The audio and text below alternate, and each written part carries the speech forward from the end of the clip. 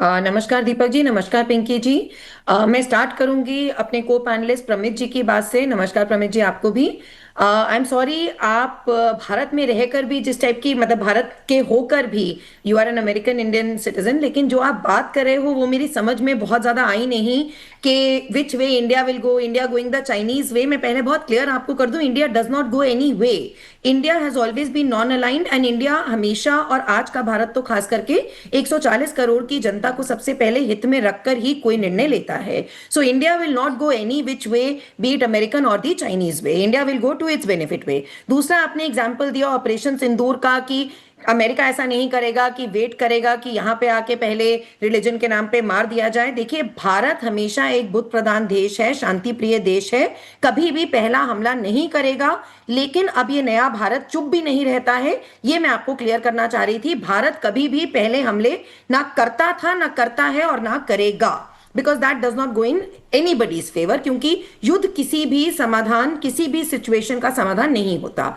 Okay, now coming on to the present situation again Pramit ji, मैं आपकी बात से बिल्कुल डिसएग्री करती हूं कि ये जो, with all due respect to you sir, कि ये कहना कि क्योंकि बिल्कुल सब सही था और ये बातचीत होनी ही थी, बातचीत बहुत सही चल रही थी। बातचीत कहाँ चल रही थी, किसके साथ चल रही थी प्रमित जी? आप भी जानते हो, मैं भी जानती हूँ। पहले आपने एलिमिनेट किए टॉप लीडरशिप को, आपने आयतुल्ला अली खमीनी को एलिमिनेट किया। उसके बाद साथ साथ जब बात हो रही थी कि शायद अली लारीजानी के साथ बातचीत होगी, वो आपने एलिमिनेट करी। पश्चियन के साथ आपकी बातचीत चल नहीं रही है। मुज्तबा कहाँ है आपको पता नहीं है। तो ये बातचीत का जो हवाला दिया जा रहा है, ये बातचीत कहाँ और किसके साथ चल रही थी?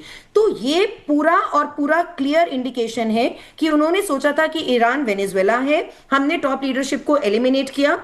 क्योंकि बात हो रही थी सर, सर मैंने बाद में आपको रिएक्ट किया, आप भी कीजिएगा।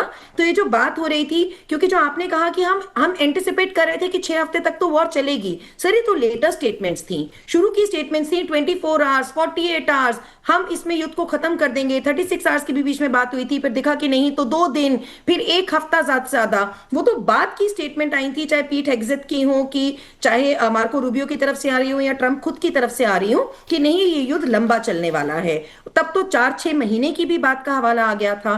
तो अब ये अचानक बीच में सीज फायर की बात का सर सीधा सीधा मतलब यही है, क्योंकि जब आपने 48 घंटे की, ट्रंप ने 48 घंटे की जब मोहलत दी कि बगैर किसी कंडीशन के खोलिए, तो सामने से क्या क्या हवाले आने शुरू हो गए कि आप पांव तो रख के देखिए, हम सी में मेरीन्स बिछा देंगे, हम $200 मिलियन की फिरौती कह लीजिए। मैं ईरान के बिल्कुल फेवर में नहीं हूं सर, लेकिन मैं आपकी बातों का ये बोल रही हूं कि ये कहना कि बातचीत अच्छी चल रही थी, बातचीत तो सर जब ये हमला शुरू हुआ था उससे पहले अच्छी चल रही थी। ये तो ओमान जो मीडिएटर था उसके हवाले से बात आ गई है कि उन्होंने यूरेनियम कैपेसिटी भी ऑलमोस्ट हाफ करने की बात कर ली थी। अगर बातचीत इतनी अच्छी चल रही थी और उसी से ट्रंप को असर होना था, तो तब क्यों हमला किया गया सर? ठीक है, तो ये बिल्कुल इस जवाब समय ले लेते दबाव हैं। की बात है।